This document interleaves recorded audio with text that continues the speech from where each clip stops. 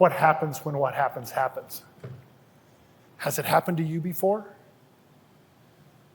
If it does happen to you, do you have the resources to deal with it? Or is it going to throw you into financial despair? As you can see, life happened to me. It actually just happened this year. I'm a foot short. Sometimes when that weight loss program hits that plateau, drastic times call for drastic measures. 13 pounds gone, just like that. No, but on a serious note, walking through the hospital that morning was the hardest thing I've ever had to do in my life. It was terrifying. In my head, I felt like a death row inmate walking to the death chamber.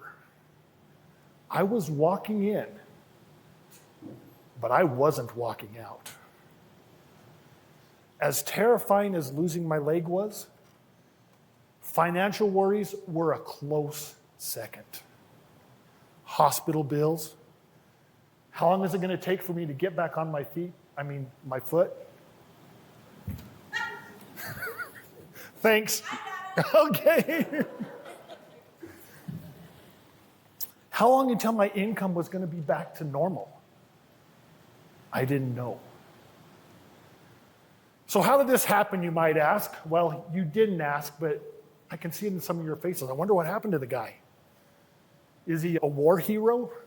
No. Was he surfing in Australia and had a white shark attack? No.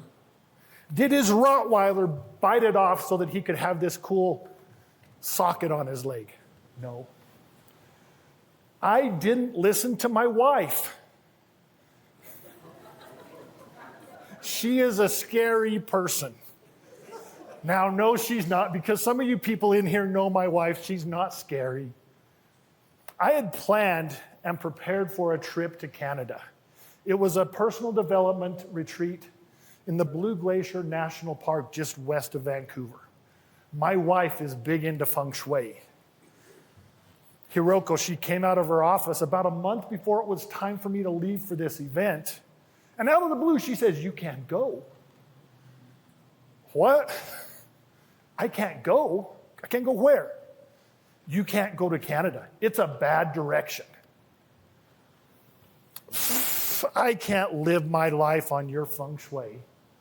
She protested a little bit. She went back in her office. She comes out about 5 minutes later and she says, "No. It's a horrible direction. It's the worst direction. It could affect you for the rest of your life." Here we are, 12 years later. It's going to affect me for the rest of my life. Obviously, I didn't listen. I went to Canada.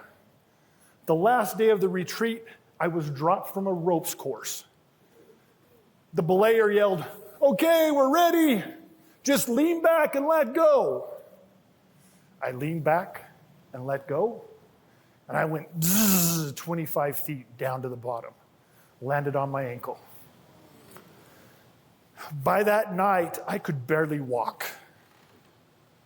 I went to bed. The pain was so bad I couldn't sleep.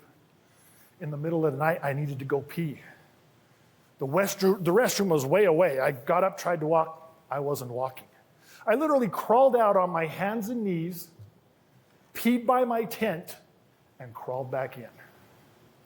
The next day, I had 2 bus rides and a plane ride back to Utah. I had 2 big suitcases and crutches for someone 5'10". By the time I got back to Utah, my ankle was swollen clear to my knee, and I was running 102-degree fever. I went to the doctor the next day. They took x-rays, and the doctor said, "It's not broken, it's just a bad sprain." I don't know why I didn't ask questions, because it's the worst pain I've ever endured. It's even worse than this. It was bad. I didn't ask questions. I believed him. It's not broken. 9 years later, I found out that it was actually crushed on the back and the front. They said, "Well, you're probably just going to, when it gets bad enough, you're going to want to get it fused." A few years after that, it was actually last October, I decided it was bad enough. Now, all those 12 years, it'd been swollen, hot, and painful. Sometimes I even joked that I just want to chop the dang thing off. I went in for an appointment to schedule my ankle fusion surgery. I should have known something was wrong.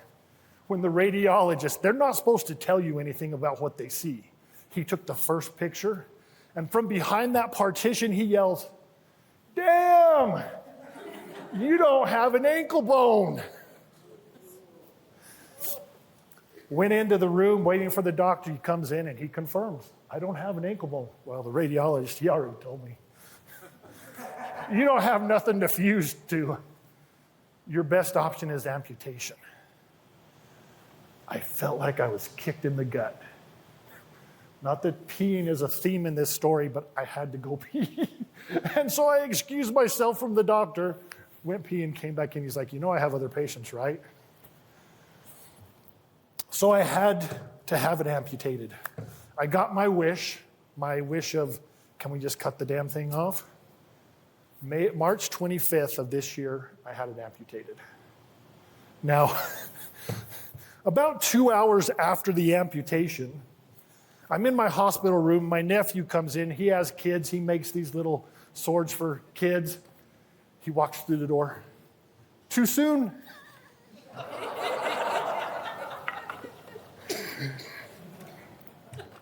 When life happens, money, resources, money, fear is right up at the top of the list. You need to monetize your mindset because it shouldn't be right up there at the top of the list. Monetize your mindset, create financial security by monetizing the things you already know and do.